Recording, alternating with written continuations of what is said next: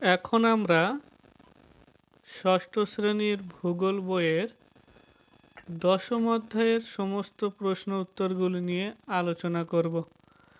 তোমরা যারা এখনও আমাদের মধ্যে উপস্থিত হওনি অবশ্যই তাড়াতাড়ি চলে এসো, খাতা বই নিয়ে বসে যাও, কলম নিয়ে এসো, প্রশ্ন উত্তরগুলি সুন্দর করে খাতায় নোট ডাউন করে নাও, যাতে তোমরা পরীক্ষার আগে এগুলি মুখস্থ করে পরীক্ষা দিতে যেতে পারো। চলো বেশি কথা না বাড়িয়ে আজকের অধ্যায়ের প্রশ্ন উত্তরগুলি আলোচনা করা শুরু করা যাক।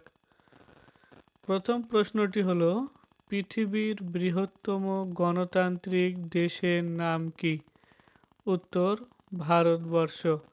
আমাদের দেশের নাম ভারত, ইন্ডিয়া, ভারতবর্ষ, যাই দেবে আশা করি ঠিক হবে, এতে কোনো সমস্যা নেই। পরের প্রশ্ন হলো, ভারত এশিয়া মহাদেশের কোথায় অবস্থিত? উত্তর, এশিয়া মহাদেশের দক্ষিণ অংশের প্রায় মাঝখানে অবস্থান করছে এই বিশাল দেশ ভারত। পরের প্রশ্ন হলো, পৃথিবীর মানচিত্রে ভারতের অবস্থান কোথায়? উত্তর, নিরক্ষরেখার উত্তরে অর্থাৎ উত্তর গোলার্ধে আর মূল মধ্যরেখার পূর্বে অর্থাৎ পূর্ব গোলার্ধে রয়েছে ভারত। পরের প্রশ্ন হলো, ভারতের অক্ষাংশগত মান কত?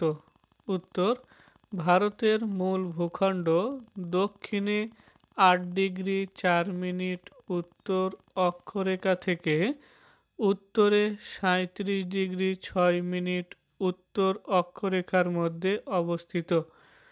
পরের প্রশ্ন হলো, ভারতের দ্রাঘিমাগত মান কত? উত্তর, পশ্চিমে 67 ডিগ্রি 7 মিনিট পূর্ব দ্রাঘিমা রেখা থেকে পূর্বে 97 ডিগ্রি 25 মিনিট পূর্ব দ্রাঘিমা রেখার মধ্যে অবস্থিত।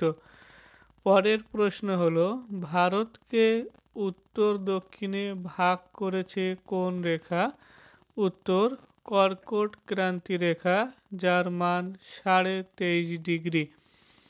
পরের প্রশ্ন হলো, ভারতকে পূর্ব পশ্চিমে ভাগ করেছে কোন রেখা? উত্তর, 80 ডিগ্রি পূর্ব দ্রাঘিমা রেখা। পরের প্রশ্ন হলো, উপসাগর কাকে বলে? উত্তর, 3 দিকে স্থলভাগ দ্বারা বেষ্টিত জলভাগকে উপসাগর বলা হয়। পরের প্রশ্ন হলো, উপদ্বীপ কাকে বলা হয়? উত্তর, 3 দিকে জলভাগ দ্বারা বেষ্টিত স্থলভাগকে উপদ্বীপ বলা হয়। পরের প্রশ্ন হলো, ভারতের মূল ভূখণ্ডের দক্ষিণতম বিন্দুর নাম কি? উত্তর, কন্যাকুমারিকা। পরের প্রশ্ন হলো, ভারতের দক্ষিণতম স্থলবিন্দুর নাম কি? উত্তর, ইন্দিরা পয়েন্ট। পরের প্রশ্ন হলো, কর্কট ক্রান্তি রেখা কোন কোন রাজ্যের উপর দিয়ে গেছে? উত্তর, গুজরাট, রাজস্থান, মধ্যপ্রদেশ, ছত্তিশগড়, ঝাড়খণ্ড, পশ্চিমবঙ্গ, ত্রিপুরা ও মিজোরামের উপর দিয়ে। পরের প্রশ্ন হলো, বর্তমানে ভারতে রাজ্যের সংখ্যা কয়টি? উত্তর, 28টি। পরের প্রশ্ন হলো, বর্তমানে ভারতের কেন্দ্রশাসিত অঞ্চল কয়টি? উত্তর, 9টি। পরের প্রশ্ন হলো, ভারতের রাজধানীর নাম কি? উত্তর, নতুন দিল্লি। পরের প্রশ্ন হলো, ভারতের রাজ্যভাগের প্রধান ভিত্তি কি ছিল? উত্তর, 1956 সালে ভারতের রাজ্য ভাগ করার প্রধান ভিত্তি ছিল ভাষা। পরের প্রশ্ন হলো, সংবিধান স্বীকৃত ভাষা কয়টি? উত্তর, 22টি। পরের প্রশ্ন হলো, ভারতের সহযোগকারী ভাষা কোনটি? উত্তর, ইংরাজি। পরের প্রশ্ন হলো, ভারতের চারিদিকে কি কি আছে? উত্তর, ভারতের রাজনৈতিক মানচিত্রটা দেখলে দেখা যাবে ভারতের উত্তর পশ্চিমে আছে পাকিস্তান ও আফগানিস্তান, উত্তরে আছে চীন, নেপাল ও ভুটান, ভারতের পূর্ব দিকে আছে মায়ানমার, বাংলাদেশ ও বঙ্গোপসাগর, পশ্চিমে রয়েছে আরব সাগর, একেবারে দক্ষিণে রয়েছে ভারত মহাসাগর ও শ্রীলঙ্কা। পরের প্রশ্ন হলো প্রতিবেশী দেশ কাকে বলে? উত্তর, বাড়ির আশেপাশে যারা থাকে তাদের বলা হয় প্রতিবেশী। ঠিক তেমনই কোনো দেশের আশেপাশে অবস্থিত দেশগুলিকে বলা হয় ওই দেশের প্রতিবেশী দেশ। পরের প্রশ্ন হলো ভারত মূল ভূখণ্ডের উত্তর দক্ষিণে কত কিমি বিস্তৃত? উত্তর, ৩,২১৪ কিমি বিস্তৃত। পরের প্রশ্ন হলো ভারত মূল ভূখণ্ডের পূর্ব পশ্চিমে কত কিমি বিস্তৃত? উত্তর, ২,৯৩৩ কিমি বিস্তৃত। পরের প্রশ্ন হলো ভারতের ক্ষেত্রফল কত? উত্তর, ৩২,৮৭,৭৮২ বর্গ কিলোমিটার। পরের প্রশ্ন হলো ক্ষেত্রফলের বিচারে পৃথিবীতে ভারতের স্থান কত? উত্তর, সপ্তম। প্রথম স্থানে হলো রাশিয়া, দ্বিতীয় স্থানে হলো কানাডা। পরের প্রশ্ন হলো জনগণনা অনুযায়ী ২০১১ সালের ভারতের জনসংখ্যা কত ছিল? উত্তর, প্রায় ১২১ কোটি। বর্তমানে আমরা জানি ভারতের জনসংখ্যা অনেক বেশি, এমনকি প্রায় চীনের থেকেও ছাড়িয়ে গেছে। পরের প্রশ্ন হলো ভারতের সাক্ষরতার হার কত? উত্তর, ৭৪.০৪%। পরের প্রশ্ন হলো ভারতের বৃহত্তম রাজ্যের নাম কি? উত্তর, রাজস্থান। পরের প্রশ্ন হলো ভারতের ক্ষুদ্রতম রাজ্যের নাম কি? উত্তর, গোয়া। পরের প্রশ্ন হলো ভারতের সবচেয়ে জনবহুল রাজ্য কোনটি? উত্তর, উত্তরপ্রদেশ। পরের প্রশ্ন হলো ভারতের সবচেয়ে জনবিরল রাজ্য কোনটি? উত্তর, সিকিম। পরের প্রশ্ন হলো নেপালের সঙ্গে ভারতের কোন কোন রাজ্যের সীমানা স্পর্শ করে আছে? উত্তর, উত্তরাখণ্ড, উত্তরপ্রদেশ, বিহার, পশ্চিমবঙ্গ ও সিকিম। পরের প্রশ্ন ভুটানের সঙ্গে ভারতের কোন কোন রাজ্যের সীমানা স্পর্শ করে আছে? উত্তর, সিকিম, পশ্চিমবঙ্গ, এটা একটু বানানটা ঠিক করে নিও, আসাম, অরুণাচল প্রদেশ। তোমরা অবশ্যই এই প্রশ্নগুলি দেখার সময় পাশে একটি ম্যাপ রাখবে, তাহলে তোমরা বিষয়টি অনেক ভালো করে বুঝতে পারবে। ছবির আকারে মিলিয়ে নিলে সারা জীবন মনে থেকে যাবে। পরের প্রশ্ন হলো বাংলাদেশের সঙ্গে কোন কোন রাজ্যের সীমানা স্পর্শ করে আছে? উত্তর, পশ্চিমবঙ্গ, আসাম, মেঘালয়, ত্রিপুরা ও মিজোরাম। পরের প্রশ্ন হলো ভূপ্রকৃতির বৈচিত্র্য অনুসারে ভারতকে কয় ভাগে ভাগ করা যায় ও কি কি? উত্তর, ভূপ্রাকৃতিক বৈচিত্র্য অনুসারে ভারতকে প্রধানত 5টি ভাগে ভাগ করা যায়, যথা ১. উত্তরের পার্বত্য অঞ্চল, ২. উত্তরের নদী গঠিত সমভূমি অঞ্চল, ৩. উপদ্বীপীয় মালভূমি অঞ্চল, ৪. পশ্চিমের মরু অঞ্চল এবং ৫. উপকূলের সমভূমি অঞ্চল ও দ্বীপপুঞ্জ। পরের প্রশ্ন হলো উত্তরের পার্বত্য অঞ্চল কতটা বিস্তৃত? উত্তর, ভারতের উত্তর পশ্চিমে জম্মু কাশ্মীর থেকে শুরু করে অরুণাচল প্রদেশ পর্যন্ত বিস্তৃত। পরের প্রশ্ন হলো ভারতের উত্তরের প্রধান পর্বতশ্রেণীর নাম কি? উত্তর, ভারতের উত্তরের প্রধান পর্বতশ্রেণীর নাম হলো হিমালয় ও কারাকোরাম। পরের প্রশ্ন হলো ভারতের উচ্চতম শৃঙ্গের নাম কি? উত্তর, ভারতের উচ্চতম সর্বশৃঙ্গের নাম হলো গডউইন অস্ট্রিন। বা K2, এটি কারাকোরাম পর্বতের উপর অবস্থিত। পৃথিবীর দ্বিতীয় উচ্চতম পর্বতশৃঙ্গের নাম কি? উত্তর গডউইন অস্ট্রিন। আর এখানে একটু কথা মনে রাখা দরকার যে পৃথিবীর সর্বোচ্চ শৃঙ্গের নাম হলো মাউন্ট এভারেস্ট। সেটি আমাদের ভারতে অবস্থিত নয়, সেটি নেপালে অবস্থিত। পরের প্রশ্ন হলো ভারতের দীর্ঘতম হিমবাহের নাম কি? উত্তর সিয়াচেন। পরের প্রশ্ন হলো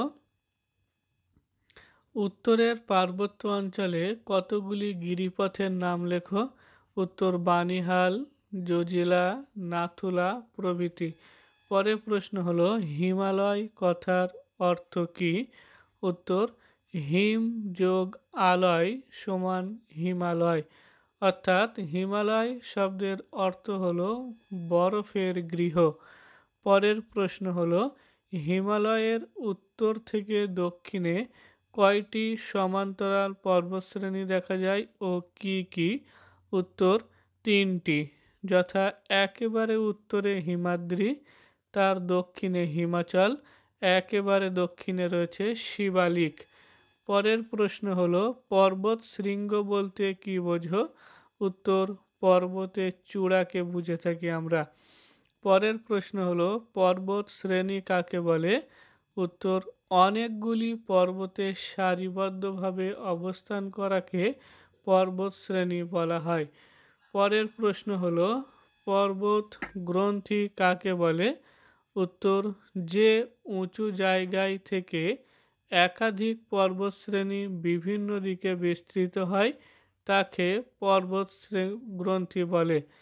যেমন পামির গ্রন্থি থেকে কারাকোরাম ও হিমালয়ের মতো কয়েকটি পর্বতশ্রেণী নানা দিকে বিস্তৃত হয়েছে। পরের প্রশ্ন হলো উপত্যকা বলতে কি বোঝো? উত্তর দুটি পর্বতের মাঝের নিচু অংশকে উপত্যকা বলা হয়। পরের প্রশ্ন হলো গিরিপথ কাকে বলা হয়? উত্তর দুটি পর্বতের মাঝের সংকীর্ণ প্রাকৃতিক পথকে গিরিপথ বলা হয়। পরের প্রশ্ন হলো হিমবাহ বলতে কি বোঝো? উত্তর চলমান বরফের স্তূপ যা অভিকর্ষের টানে ভূমির ঢাল বেয়ে নিচের দিকে অগ্রসর হয়। পরের প্রশ্ন হলো পৃথিবীর সর্বোচ্চ শৃঙ্গের নাম কি? উত্তর 8,000, উত্তর মাউন্ট এভারেস্ট। এটির উচ্চতা হলো 8,848.86 মিটার। পরের প্রশ্ন হলো পৃথিবীর তৃতীয় উচ্চতম পর্বতশৃঙ্গের নাম কি? উত্তর কাঞ্চনজঙ্ঘা। উচ্চতা হলো 8,598 মিটার। পরের প্রশ্ন হলো হিমাদ্রি, হিমালয় ও পীর পাঞ্জালের মাঝে কোন উপত্যকা অবস্থিত? উত্তর কাশ্মীর উপত্যকা অবস্থিত। পরের প্রশ্ন হলো দুন কাকে বলে? উত্তর শিবালিক ও হিমাচল হিমালয়ের মাঝের সংকীর্ণ উপত্যকাকে দুন বলে। তোমরা একটু খেয়াল করে এটা দুন কাকে বলে হবে। পরের প্রশ্ন হলো তরাই অঞ্চল কাকে বলে? উত্তর শিবালিক হিমালয়ের পাদদেশের ঘন অরণ্যাবৃত অঞ্চলকে তরাই অঞ্চল বলে। পরের প্রশ্ন হলো ভারতের পূর্ব সীমানা বরাবর পর্বতগুলির নাম কি? উত্তর পাটকাই, বুম আর নাগা পর্বত। পরের প্রশ্ন হলো মেঘালয় রাজ্যে অবস্থিত পাহাড়গুলির নাম কি? উত্তর গারো, খাসি, জয়ন্তিয়া। পরের প্রশ্ন হলো ভারতের প্রধান নদীর নাম কি? উত্তর গঙ্গা নদী, যার দৈর্ঘ্য হলো 2,525 কিলোমিটার। পরের প্রশ্ন হলো গঙ্গা নদী কোথা থেকে উৎপত্তি লাভ করেছে? উত্তর গঙ্গোত্রী হিমবাহের গোমুখ তুষার গুহা থেকে। প্রথম অবস্থায় গঙ্গা নদীর নাম হয় ভাগীরথী। পরের প্রশ্ন হলো গঙ্গার কয়েকটি উপনদীর নাম লেখো। উত্তর যমুনা, সোন, গোমতী, গণ্ডক, কোশি প্রভৃতি। পরের প্রশ্ন হলো কোথায় গঙ্গা নদী দুটি শাখায় বিভক্ত হয়েছে? উত্তর মুর্শিদাবাদের ধুলিয়ানের কাছে পদ্মা ও ভাগীরথী হুগলি নামে দুটি শাখায় বিভক্ত হয়েছে। প্রধান শাখাটি পদ্মা নামে বাংলাদেশে এবং অপর শাখাটি ভাগীরথী হুগলি নামে পশ্চিমবঙ্গের উপর দিয়ে প্রবাহিত হয়ে বঙ্গোপসাগরে মিশেছে। পরের প্রশ্ন হলো ব্রহ্মপুত্র নদী কোথা থেকে উৎপত্তি লাভ করেছে? উত্তর তিব্বতের মানস সরোবরের কাছে চেমায়ুং ডং হিমবাহ থেকে উৎপত্তি লাভ করেছে। পরের প্রশ্ন হলো ব্রহ্মপুত্র নদী তিব্বতে কি নাম ধারণ করেছে? উত্তর সংপো। একই নদী একটি দেশের উপর একরকম নাম ধারণ করে, আবার অপর দেশের উপর অপর অন্য নাম ধারণ করে। তাই অবশ্যই তোমাদের এগুলি ভালো করে খেয়াল রাখতে হবে, নয়তো তোমরা ঠিক বুঝতে পারবে না আসলে কখন কোন নদীর নাম বলা হচ্ছে। এটা অবশ্যই তোমাদের ভালো করে মনে রাখতে হবে। পরের প্রশ্ন হলো ব্রহ্মপুত্র নদীর কয়েকটি উপনদীর নাম লেখো। উত্তর লোহিত, মানস, তিস্তা, তোরসা, সুবনশিরি প্রভৃতি। পরের প্রশ্ন হলো ব্রহ্মপুত্র নদী বাংলাদেশে কি নাম ধারণ করেছে? উত্তর যমুনা। পরের প্রশ্ন হলো পদ্মা ও যমুনার মিলিত প্রবাহের নাম কি? উত্তর মেঘনা। পরের প্রশ্ন হলো সিন্ধু নদী কোথা থেকে উৎপত্তি লাভ করেছে? উত্তর তিব্বতের মানস সরোবরের নিকট কৈলাস পর্বতের একটি হিমবাহ থেকে উৎপত্তি লাভ করেছে। পরের প্রশ্ন হলো ভারতকে নদীমাতৃক দেশ বলা হয় কেন? উত্তর ভারতের মধ্যে অসংখ্য ছোট বড় নদী প্রবাহিত হয়েছে। এই নদীগুলো জনজীবনে, কৃষিকাজে, শিল্পে, যাতায়াত ব্যবস্থায়, জলবিদ্যুৎ উৎপাদনে বিশেষ ভূমিকা পালন করে, তাই ভারতকে নদীমাতৃক দেশ বলা হয়। পরের প্রশ্ন হলো পৃথিবীর বৃহত্তম বদ্বীপ কোনটি? উত্তর পৃথিবীর বৃহত্তম বদ্বীপ গঙ্গা ও ব্রহ্মপুত্রের মোহনায় সৃষ্টি হয়েছে, গাঙ্গেয় বদ্বীপ। পরের প্রশ্ন হলো পৃথিবীর বৃহত্তম নদী মধ্যবর্তী দ্বীপ কোনটি? উত্তর ব্রহ্মপুত্র নদীর মাজুলি দ্বীপ, এটি নদী মধ্যবর্তী দ্বীপ। পরের প্রশ্ন হলো পাঞ্জাব শব্দটির কিভাবে উৎপত্তি হয়েছে? উত্তর সিন্ধু নদীর 5টি উপনদী থেকেই পাঞ্জাব শব্দটির উৎপত্তি হয়েছে। পরের প্রশ্ন হলো পশ্চিমঘাট পর্বতের অপর নাম কি?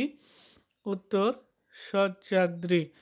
পরের প্রশ্ন হলো দাক্ষিণাত্য মালভূমি বা দক্ষিণ ভারতের সর্বোচ্চ শৃঙ্গের নাম কি? উত্তর আনাইমালাই পর্বতের আনাইমুদি। পরের প্রশ্ন হলো পূর্বঘাট পর্বতশ্রেণী কোন কোন নদী দ্বারা বিচ্ছিন্ন হয়েছে? উত্তর মহানদী, গোদাবরী, কৃষ্ণ ও কাবেরী, এটি কৃষ্ণা হবে। পরের প্রশ্ন হলো দাক্ষিণাত্য মালভূমির বেশিরভাগ নদী পূর্ব দিকে প্রবাহিত হয়েছে কেন? উত্তর দাক্ষিণাত্য মালভূমির ঢাল ক্রমশ পশ্চিম থেকে পূর্ব দিকে হওয়ার জন্য এই নদীগুলির ঢাল পশ্চিম থেকে পূর্ব দিকে হয়েছে। পরের প্রশ্ন হলো কাকে দক্ষিণ ভারতের গঙ্গা বলা হয়?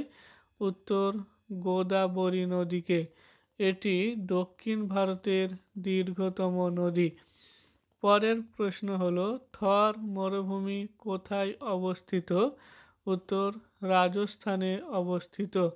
পরের প্রশ্ন হলো ভারতের একটি অন্তর্বাহিনী নদীর নাম কি? উত্তর লুনি। পরের প্রশ্ন হলো কয়াল কাকে বলে? উত্তর মালাবার উপকূলের উপহ্রদগুলিকে কয়াল বলা হয়।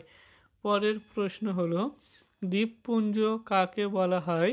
উত্তর চারিদিকে স্থলভাগ দ্বারা বেষ্টিত ভূভাগ হলো দ্বীপ, এরকম অনেকগুলি ছোট ছোট দ্বীপকে একসঙ্গে দ্বীপপুঞ্জ বলা হয়।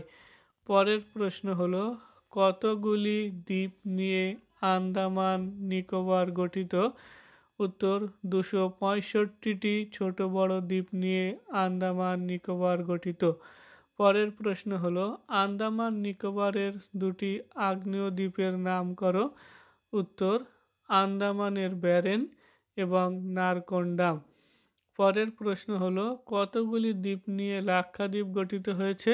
উত্তর, 25টি ছোট বড় দ্বীপ নিয়ে। পরের প্রশ্ন হলো, লাক্ষাদ্বীপ কি দিয়ে গঠিত? উত্তর, প্রবাল প্রাচীর দিয়ে। পরের প্রশ্ন হলো, সমুদ্র পৃষ্ঠ থেকে যত উপরে ওঠা যায় ততই বায়ুর চাপ কি হয়? উত্তর, সমুদ্রপৃষ্ঠ থেকে যত উপরে ওঠা যায় বায়ুর চাপ ততই কমতে থাকে।